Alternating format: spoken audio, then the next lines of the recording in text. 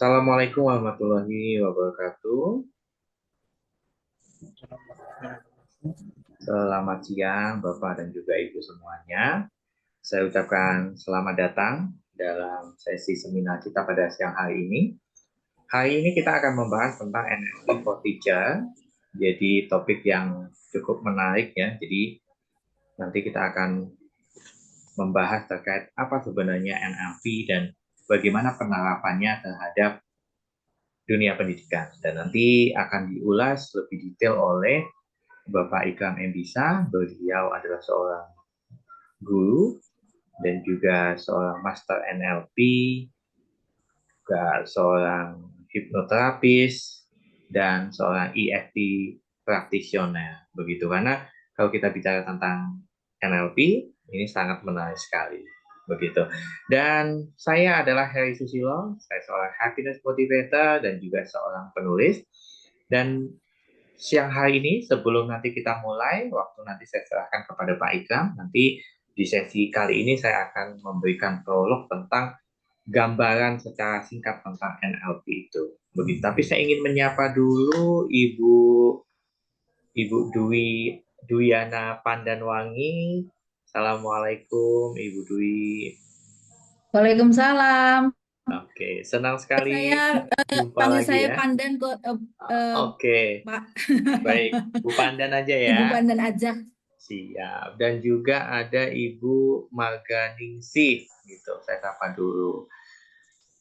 Nah, halo, Assalamualaikum, Bu Marniningsih. Mohon maaf, Marniningsih ya, bukan Marganingsih, Marniningsih.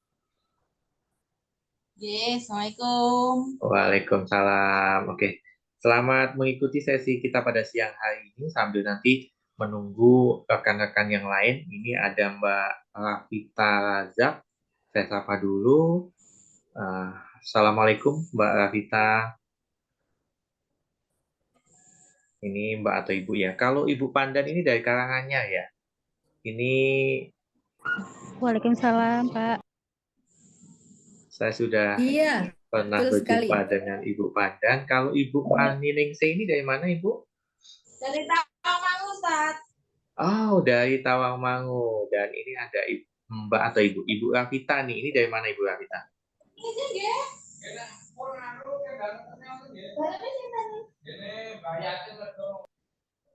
Kalau Mbak Rafita dari mana Mbak Rafita? Dari Jakarta Timur. Oke. Dari Riau. Dari Jakarta Timur. Baik, terima kasih. Nah, kita langsung mulai saja Bapak Ibu. Jadi, kalau kita bicara tentang NLP, tentu ini ilmu yang saya yakin bahwa Bapak Ibu sudah pernah mendengarnya. Jadi, secara sederhana, NLP ini adalah kepanjangan dari NLP ini Neuro Linguistic Programming. Jadi, NLP masuk dalam kategori ilmu olah pikir. Jadi tidak jauh beda dengan hipnoterapi, begitu tidak jauh beda dengan EFT, begitu, karena memang NLP ini termasuk kategori ilmu olah pikir, begitu. Namun yang membedakan adalah pola yang dipakai. Di dalam NLP, kita akan lebih banyak belajar atau menggunakan pola komunikasi, pola bahasa. Sehingga dari pola bahasa dan pola komunikasi itu akan mampu membuat sebuah perubahan. Perubahan dari dalam diri kita maupun perubahan di lingkungan kita. Termasuk jika Bapak Ibu adalah seorang pengajar, maka pola bahasa dari NLP ini bisa digunakan untuk membantu proses pengajaran di sekolah.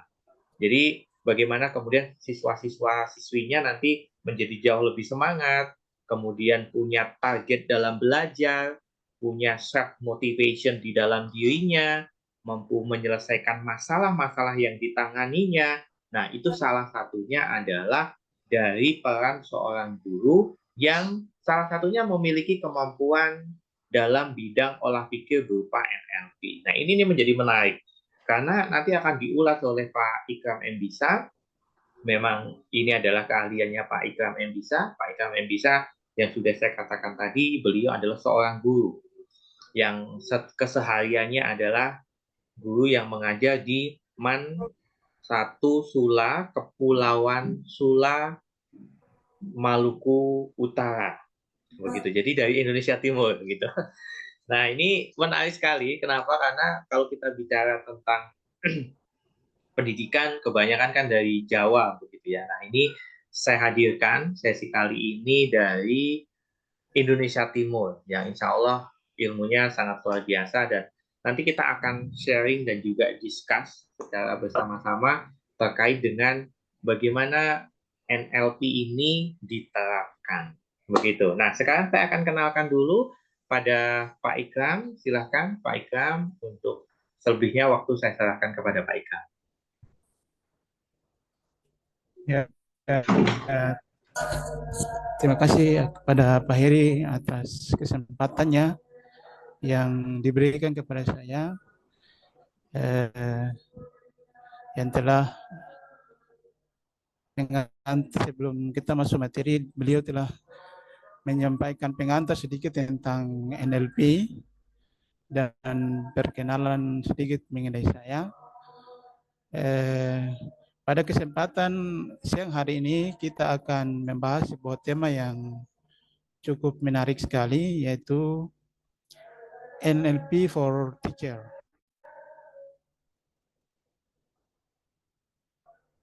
Ya, NLP for Teacher.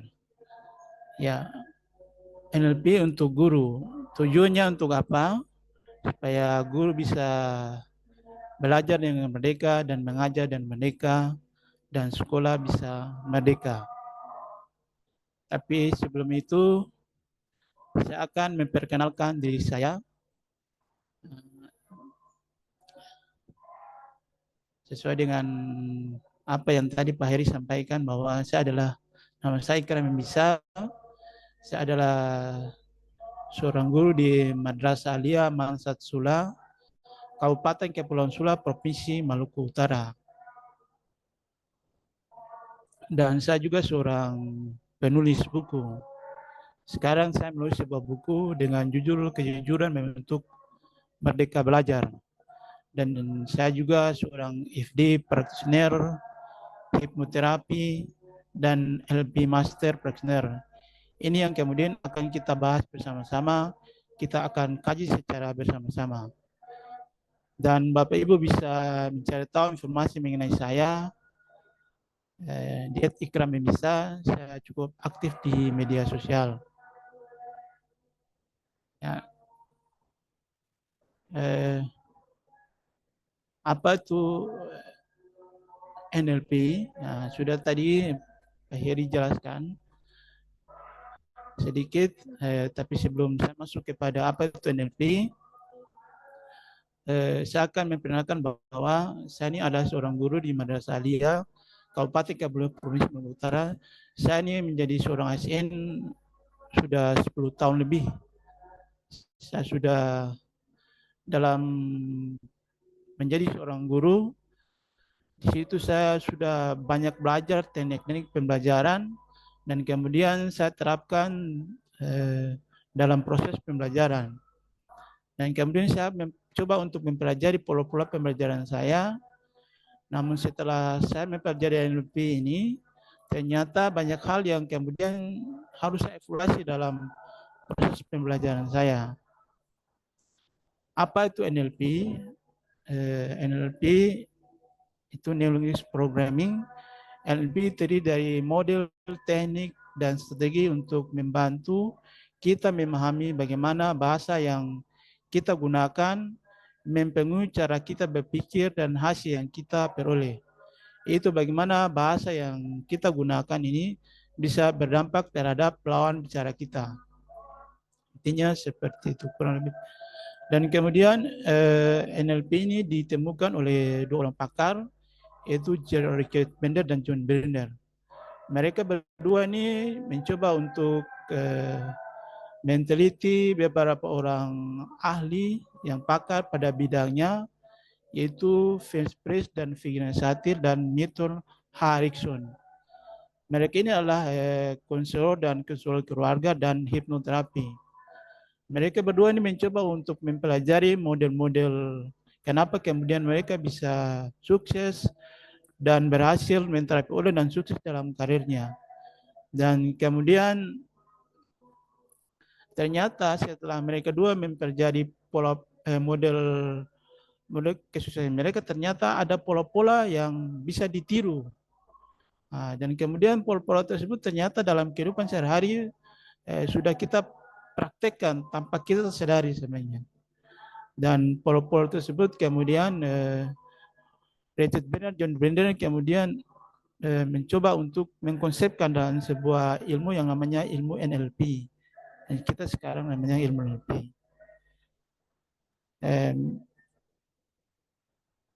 Mengapa NLP itu penting untuk guru? Ya, yaitu yang pertama itu building rapport. Ya, sebelum guru memulai proses pembelajaran di kelas, maka seorang guru harus membangun building rapport atau membangun kedekatan terhadap siswa.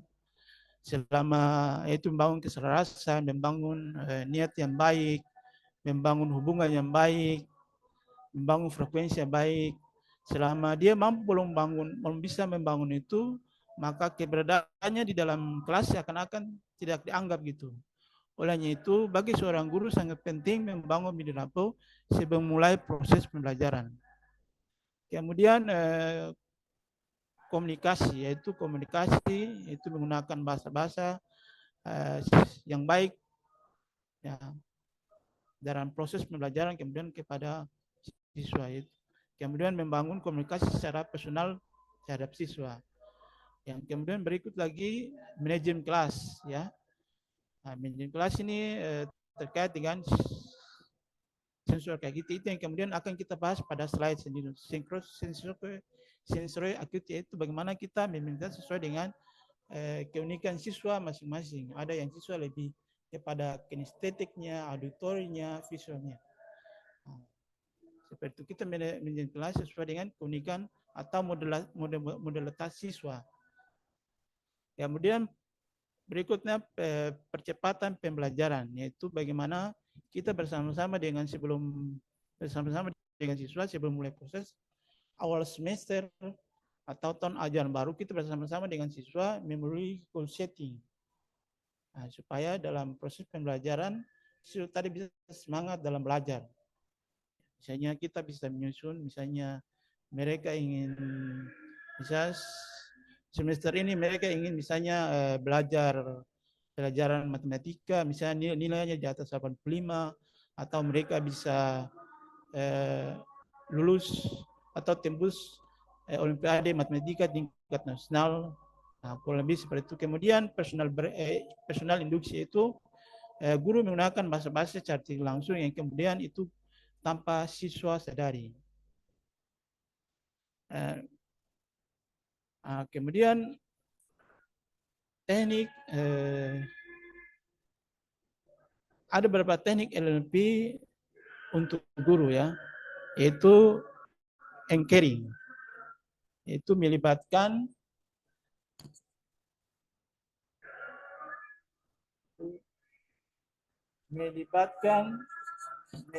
mungkin ya, atau penjangkaran, melibatkan pengkaitan keadaan pikiran atau emosi tertentu dengan pemicu atau stimulus tertentu ya.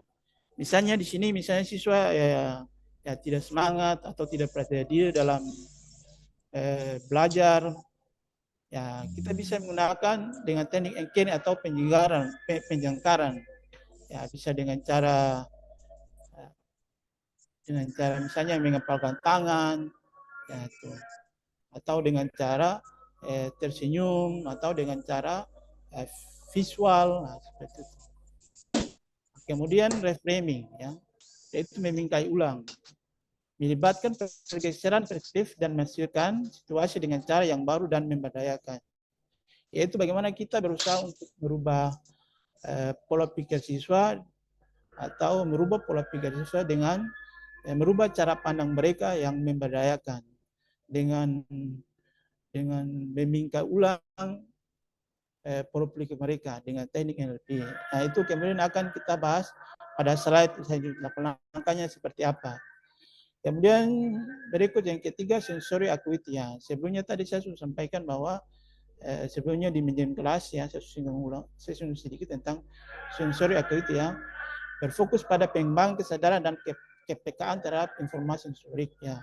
Ini bagaimana si guru mampu untuk bisa manajemen kelas sesuai dengan modalitas siswa tadi, keunikan siswa tadi, ya, supaya proses pembelajaran tadi bisa berjalan dengan baik, supaya tujuan pembelajaran tadi bisa tercapai. Karena tidak semua siswa itu mempunyai cara belajar atau minimal pelajaran itu sama ya. Ada siswa yang lebih kepada visual, kinestetik, dan auditory. Kemudian berikut metamodel. Di metamodel itu membantu mentor atau guru mengidentifikasi dan menantang pola bahasa yang membatasi pemahaman dan komunikasi. Ya. Bagaimana guru mengidentifikasi pola bahasa yang tidak baik terhadap siswa, dan kemudian guru berusaha untuk bisa memperbaiki pola bahasa yang kemudian memberdayakan, yang kemudian itu bisa mempengaruhi pola pikir mereka menjadi lebih berdaya. Yang berikut goal setting, outcome set atau goal setting, yaitu membimbing individu untuk menentukan tujuan atau hasil yang jelas dan spesifik ya, sesuai dengan apa yang sudah saya jelaskan sebelumnya tadi. Ya, itu bagaimana guru bersama-sama dengan siswa untuk mengusul goal setting ya, satu semester atau setahun ajaran baru nih, bagaimana meningkatkan prestasi siswa, apa yang harus mereka lakukan dan rencana-rencana harus dilakukan untuk bisa meningkatkan pembelajaran mereka di kelas dan meningkatkan prestasi mereka. Untuk kita, sebelum kita menerapkan teknik NLP, maka langkah yang pertama itu kita membangun mini rapport. Mini rapport itu guru dapat membangun hubungan yang kuat dengan siswa melalui berbagai teknik NLP seperti membaca isyarat nonverbal, mencocokkan, dan keterampilan mendengarkan aktif. Itu bagaimana sebelum mulai pembelajarannya, yaitu si guru tadi dia membangun kedekatan, artinya membangun niat yang baik ya, kemudian membangun kesamaan atau membangun frekuensi yang baik, membangun frekuensi yang bahagia, itu mencocokkan ya, seperti misalnya semulai pembelajaran misalnya kita yang bisa bernyanyi bersama-sama, atau kita bisa misalnya kita menyuruh mereka untuk misalnya setelah itu kita menggunakan yel ya, kita tanya apa kabar, sehat, bahagia, luar biasa, seperti itu. Nah, di sini setelah kita melakukan, setelah ini adalah dua hal yang kita lakukan, itu matching dan mirroring, yaitu kita membangun keselarasan dan kesamaan. Setelah kita membangun keselarasan dan kesamaan, maka dengan sendirinya kita akan mudah untuk mendengarkan siswa sesuai dengan apa yang kita inginkan. Seperti itu. Oke, next, selanjutnya. Oke, ya. Itu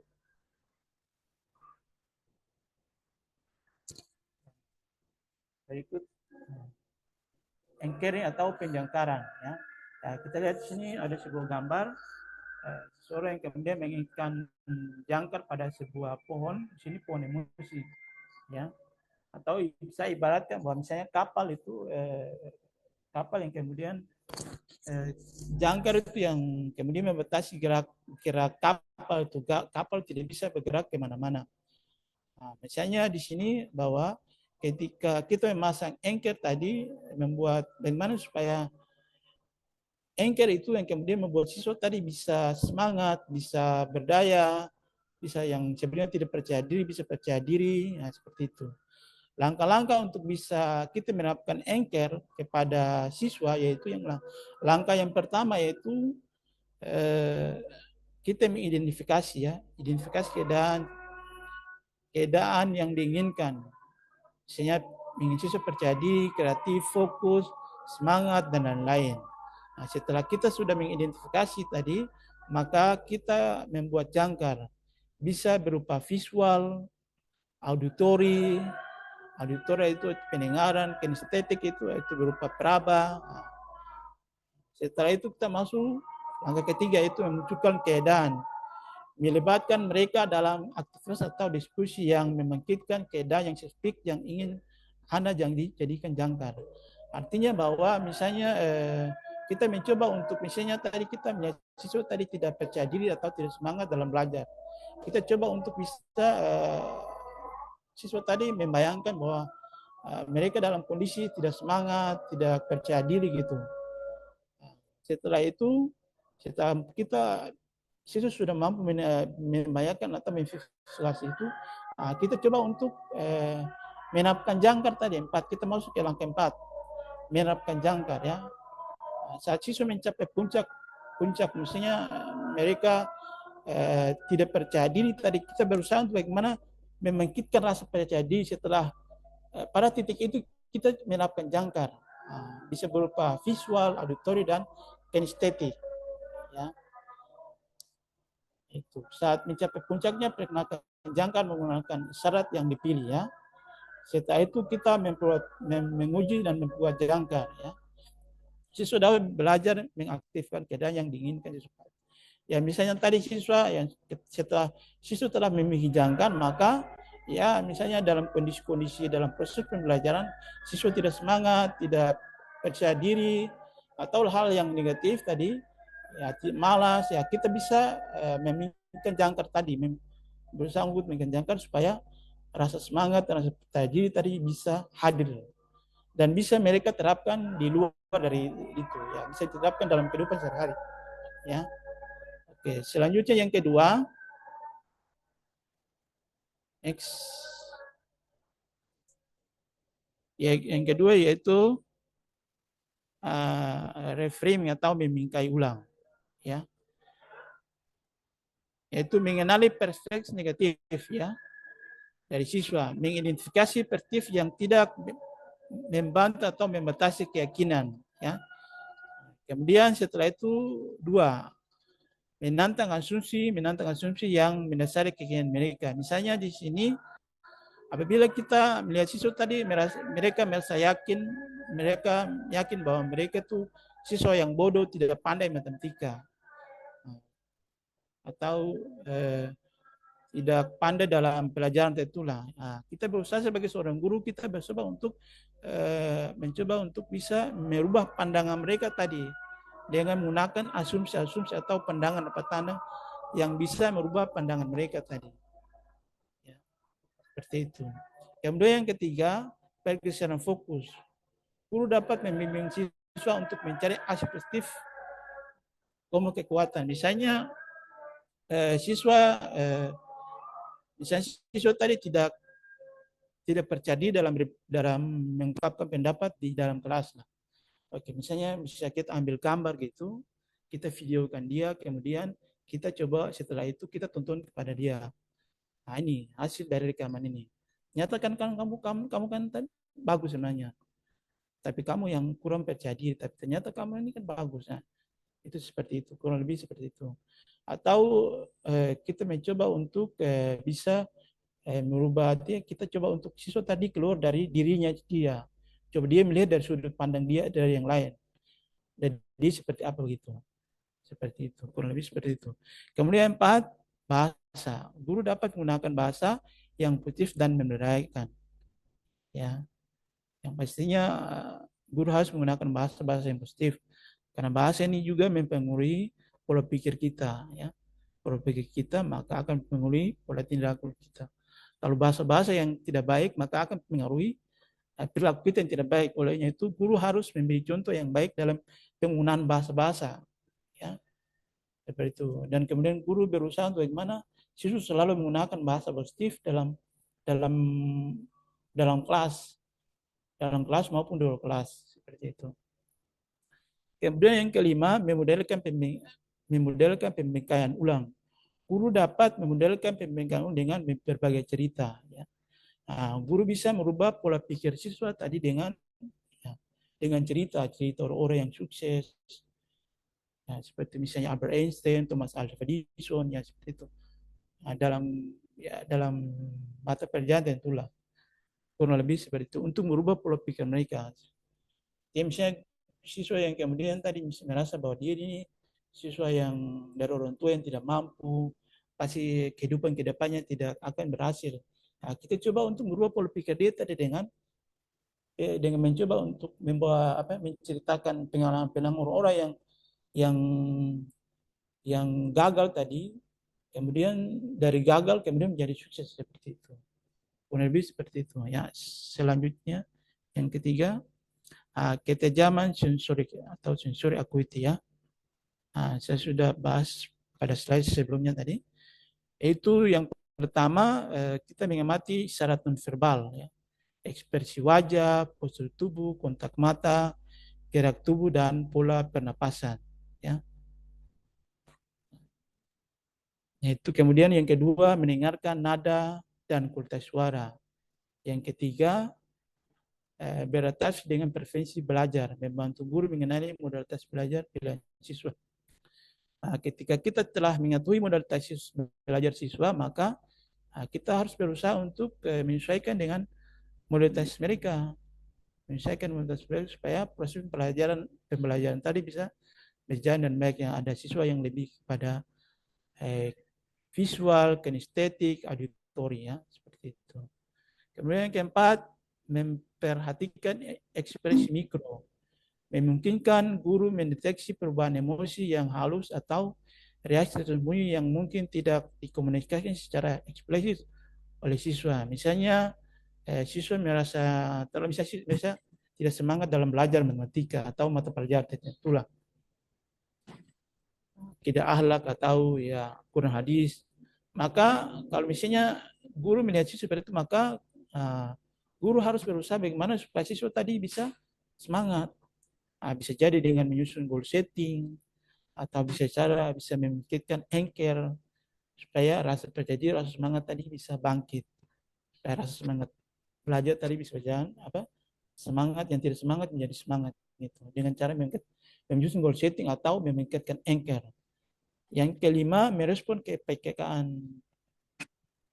dengan kepekaan, menyesuaikan strategi dan intervensi pengajaran mereka berdasarkan informasi sensorik yang mereka terima, yaitu guru menyusun strategi dan intervensi pengajaran berdasarkan keunikan siswa tadi, supaya proses pembelajaran bisa berjalan dengan baik.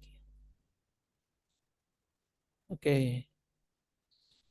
Berikut yang keempat, ya metamodel ya. Itu di sini ada sebuah gambar, kemudian ada gambar di sini ada beberapa banyak pikiran sebenarnya, siswa yang banyak pikiran. Banyak pikiran atau bisa identifikasi dengan pola bahasa yang terlintas dalam pikiran mereka ya. Kurang lebih seperti itu. Bagaimana misalnya kalau siswa yang sering menggunakan bahasa-bahasa atau pola pikir yang tidak baik, maka yang pertama yang kita harusnya itu mengidentifikasi pola bahasa, membantu guru mengenali pola bahasa umum seperti generalisasi, penghapusan, dan distorsi. Ya. Distorsi. Kemudian yang kedua, mengajukan pertanyaan spesifik. Ya. Pertanyaan spesifik untuk mengungkap informasi yang hilang. Perbedaan asumsi. Misalnya ada siswa yang mengatakan bahwa saya ini siswa yang bodoh, atau saya ini siswa yang tidak pandai dalam matematika. Ya. Maka kita tanya, tidak pandainya seperti apa gitu, bisa kamu jelaskan? Seperti itu. Kemudian yang ketiga, memperluas penghapusan guru. Memperluas penghapusan guru. Guru dapat mengajukan pertanyaan untuk mengisi kekosongan tersebut. Misalnya ada siswa yang mengatakan bahwa banyak siswa yang tidak suka pelajaran matematika, atau banyak siswa yang tidak suka pelajaran fisika, atau banyak siswa yang tidak suka pelajaran Quran hadis. Maka kita bertanya, siswa siapa yang tidak suka pelajaran matematika? Nah, seperti itu. Kemudian yang keempat, mempertanyakan distorsi, mendorong guru untuk mengajukan pertanyaan yang menantang distorsi dan mencari klarifikasi. Ya, itu bagaimana guru berusaha untuk bagaimana misalnya siswa yang Iya, kurang ya. Ciut ya, Nek. halo, gimana? Siswa yang menggunakan bahasa-bahasa yang yang kurang bagus atau tidak percaya diri atau bahasa-bahasa yang tidak berdaya, ya kita berusaha. Misalnya siswa yang tadi mengatakan bahwa mereka tidak siswa yang bodoh, tidak pandai, atau mereka adalah mereka berasal dari keluarga yang miskin, ya kita coba untuk mengklarifikasi, ya kita coba untuk memberi contoh-contoh yang bisa memotivasi mereka untuk bisa merubah pola pikir mereka dan perbaiki pola bahasa mereka supaya menjadi lebih baik. Yang kelima, mendorong ketepatan dan kualitas, ya guru mendorong siswa untuk lebih tepat dan spesifik dalam bahasa, yaitu guru mendorong siswa untuk lebih berbahasa lebih baik dan lebih spesifik, ya jangan menggunakan bahasa-bahasa yang generalisasi, artinya yang tidak spesifik gitu, harus jelas, yang menguasai bahasa yang positif. Oke, yang next,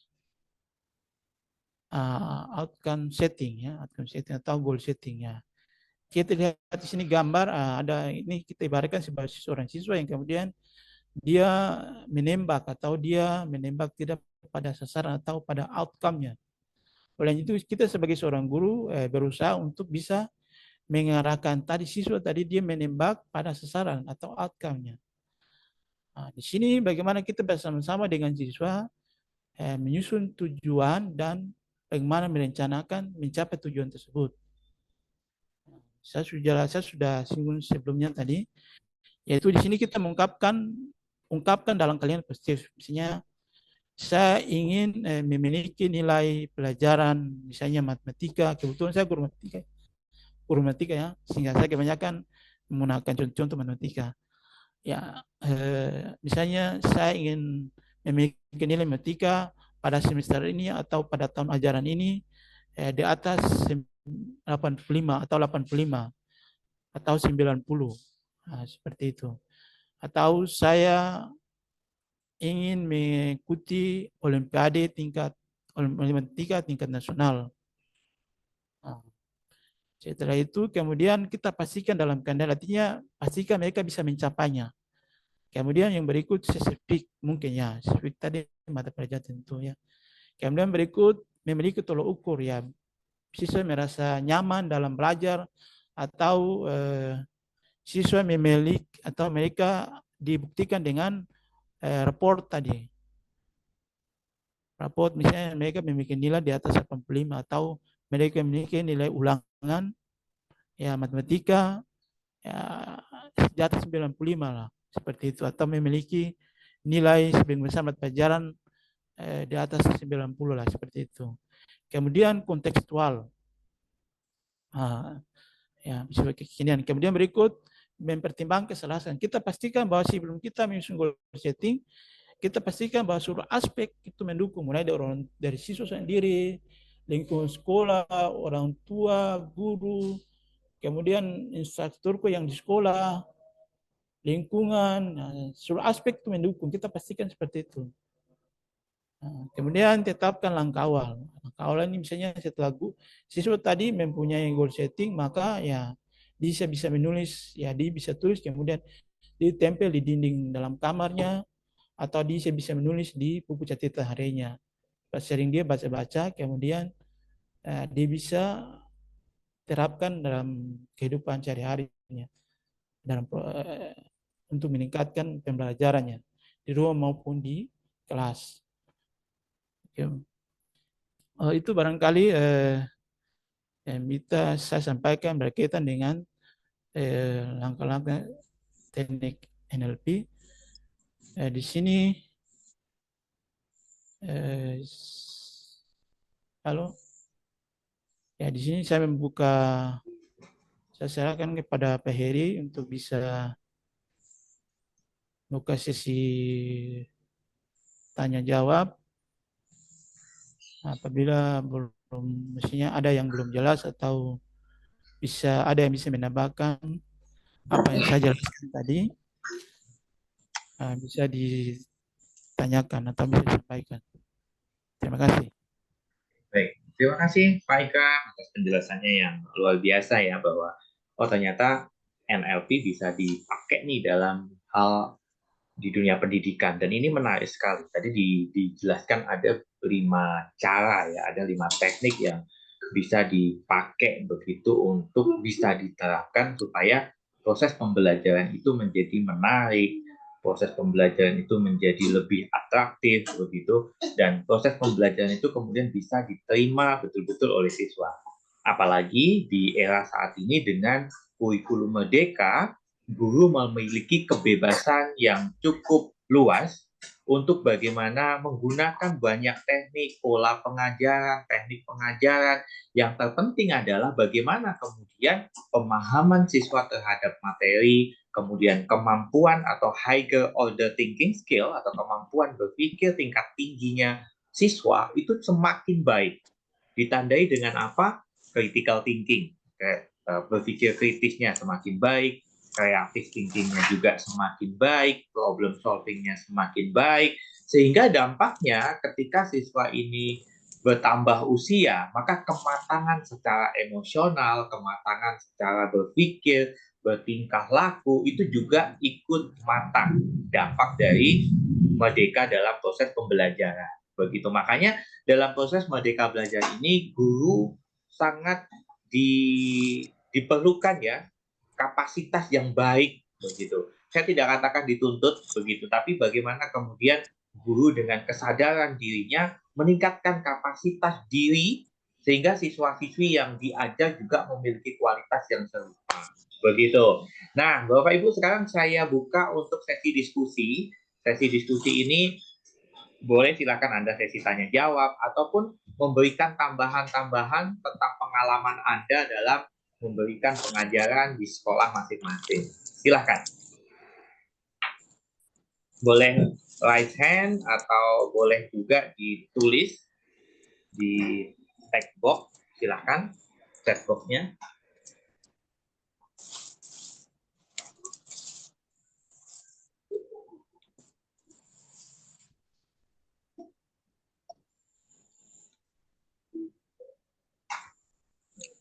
Oke, silakan. Ini ada cukup banyak, ada Ibu Ningsih, ada Bapak Alfi, Ibu Damayanti, kemudian Ibu Pandan, Ibu Pani, dan Ibu Rafita yang mengikuti sesi kita pada siang hari ini dengan topik yang cukup menarik ya, NLP for Teacher begitu. Nah, silakan boleh. Oke, silakan Ibu Ningsih.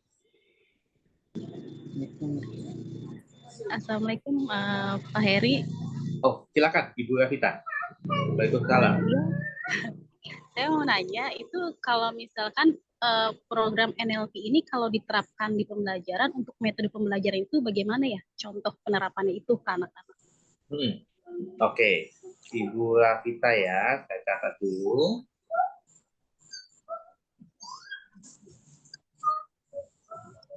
Tentang penerapan ya Bu ya? Iya Pak Heri.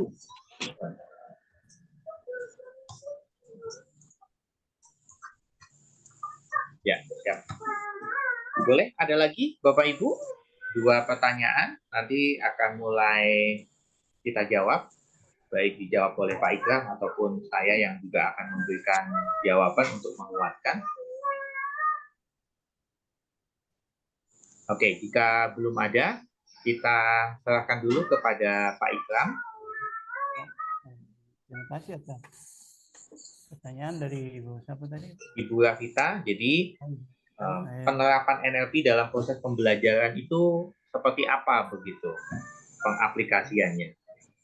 Ya, sesuai dengan apa yang saya sudah paparkan tadi, bahwa NLP sangat penting sekali sebenarnya. Itu sebagai pembelajaran yang pertama itu bidding rapport ya. Bidding rapport membangun kedekatan, hubungan yang baik. Kemudian sebelum proses pelajaran itu bidding rapport namanya. Kalau dalam teknik NLP bidding rapport. atau membangun. Kemudian kan setiap siswa mempunyai keunikan belajar itu kan berbeda. Tidak ada siswa yang bodoh sebenarnya, tapi cara belajarnya itu yang berbeda. Olehnya itu dengan teknik LP ini kita bisa mengetahui cara belajar siswa itu sebenarnya. Cara bersiswa ada yang siswa lebih pada visualnya, kinestetiknya, auditori. Seperti itu. Setelah kita mengetahui itu, kita mampu identifikasi itu, maka kita mampu bisa kita bisa mencoba untuk melakukan merubah model pembelajaran, cara pembelajaran kita dalam kelas. Jangan hanya menggunakan metode ceramah, atau bisa kita menggunakan pendekatan pembelajaran tertentu, misalnya tertentu atau mode pembelajaran yang kemudian bisa mengakomodir semua keunikan siswa tadi, seperti itu. Nah, dan kemudian bahasa yang dengan kita belajar nanti ini, ya kita bisa merubah pola pikir siswa tadi, teman. Yang sebelumnya tidak baik menjadi lebih baik. Karena sebenarnya bahasa, karena keyakinan ini kan dipenuhi oleh cara berpikir dia, mindset dia. Ya, kalau kita berusaha untuk, kalau misalnya kita berubah pola mindset atau cara berpikir dia, maka dengan sendirinya akan mempengaruhi keyakinan dia tadi. Karena NLP ini kan lebih kepada merubah pola pikir kita, merubah mindset seseorang itu. Itu setelah mindset, kemudian tingkah laku, bagaimana kita berubah tingkah laku. Setelah itu, ketika tingkah laku sebaik, maka akan sering kita praktik dan menjadi habit, yaitu kebiasaan. Nah, jadi kebiasaan yang positif itu yang malas menjadi rajin, seperti itu. Kemudian ya kita bersama-sama dengan siswa mengusung goal setting, ya, karena kebanyakan dalam hidup ini sebenarnya kebanyakan siswa belajar hanya sebatas belajar, tapi tidak punya target gitu. Target itu, dengan target dan goal setting ini bisa memperbaiki atau merubah pola belajar mereka, bisa menjadi lebih baik. Dan goal setting ini juga akan ketika mereka sudah terbiasa menyusun goal setting dalam pembelajaran, dalam belajar mereka, maka akan dalam kehidupan mereka juga akan sudah terbiasa gitu. Karena hidup ini harus punya tujuan, harus punya impian ke depan, seperti itu. Nah, kalau sudah terbiasa seperti itu, maka akan terbawa dalam kehidupan sehari-hari. Nah, barangkali itu yang bisa saya sampaikan, nanti lebih jauh. Kurangnya bisa Pak Hedi tambahkan. Terima kasih. Baik, terima kasih Pak Ikram atas jawabannya ya. Nah, sedikit menguatkan kaitannya dengan pertanyaan dari Ibu Rafita. Nah, ini menarik sekali. Jadi kalau ditanya terkait bagaimana proses penerapannya dalam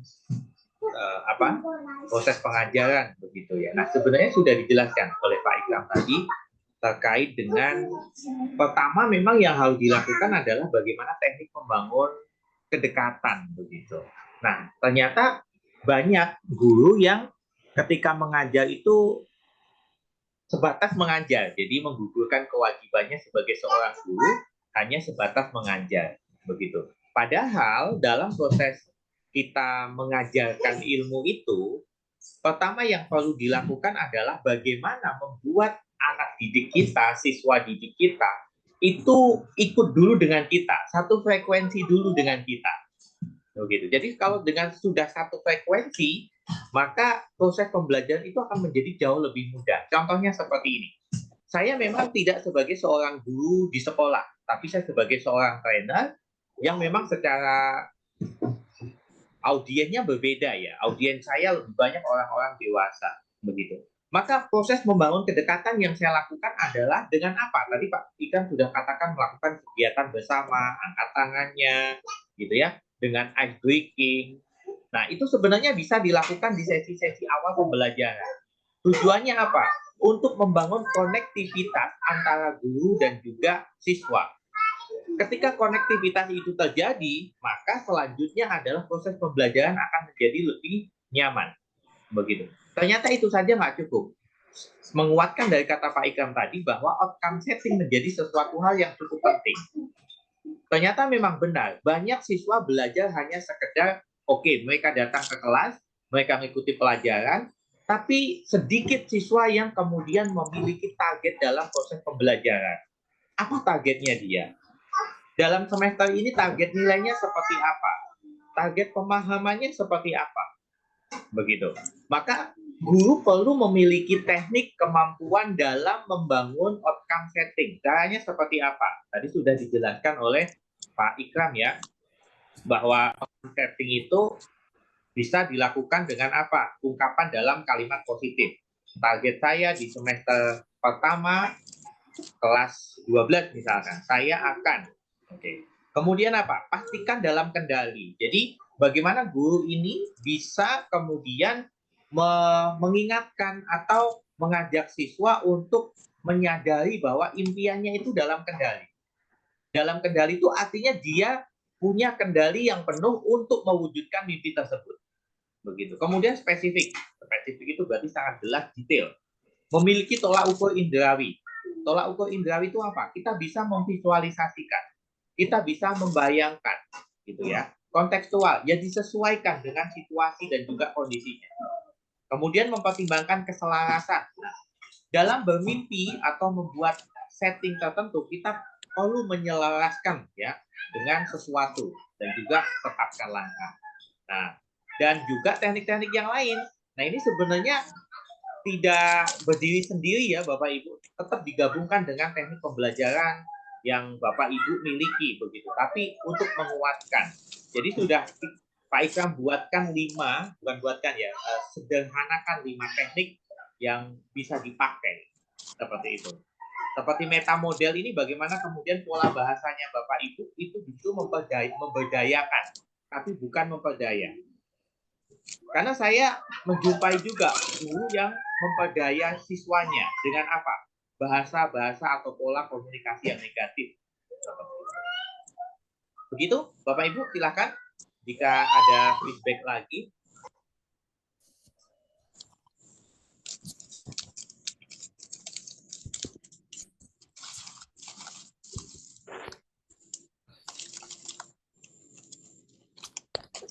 Ya, halo. Halo. Oh ya, mungkin saya menanggapi ini, saya juga join materi yang disampaikan, bagus ya, apalagi kami sebagai guru dari sekolah dasar yang memang modal dasar itu harus benar-benar diterapkan kepada anak murid.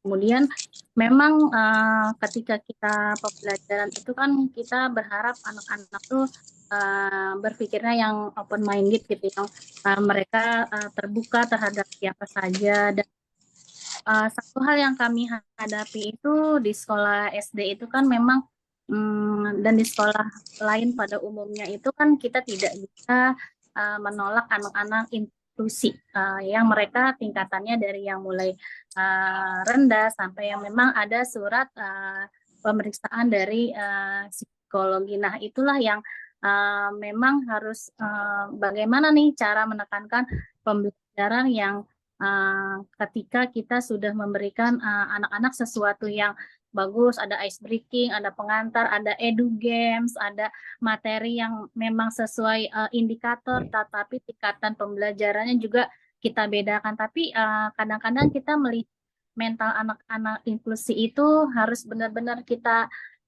naikkan gitu. Padahal kita sudah selalu bilang, datangnya kalian ke sekolah adalah itu skor nilai yang tertinggi. Jadi kita happy aja belajar. Pertanyaan saya bagaimana kiat-kiat jitu ketika kita berhadapan dengan anak-anak inklusi yang memang pada dasarnya kita guru ini harus memanusiakan manusia gitu supaya dia happy belajar dan lain sebagainya, mungkin bisa berbagi dengan saya. Terima kasih.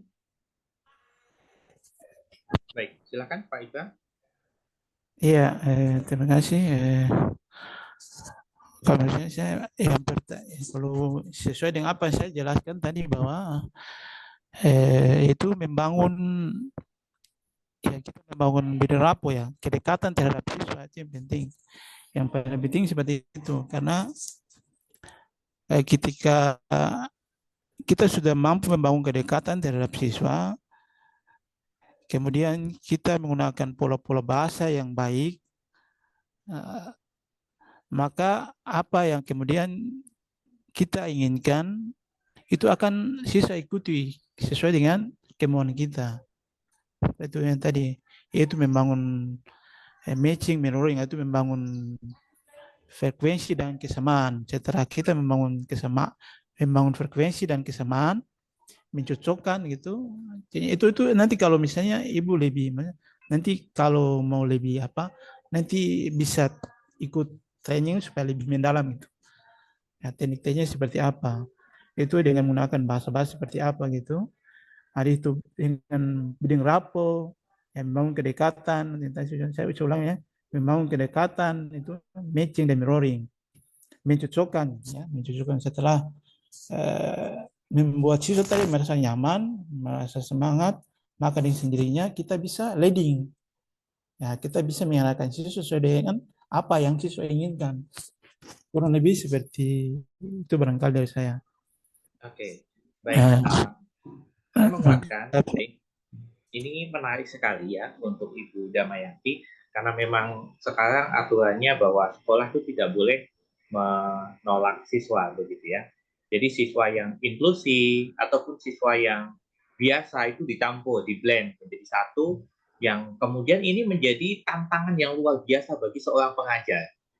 Yang dulu dipisah begitu ya, kecuali sekolah-sekolah yang inklusi. Dan sekarang semua diharapkan bisa menjadi sekolah inklusi, tidak ada pembeda, dan dampaknya adalah guru dipacu bagaimana saya bisa menyesuaikan dengan situasi ini.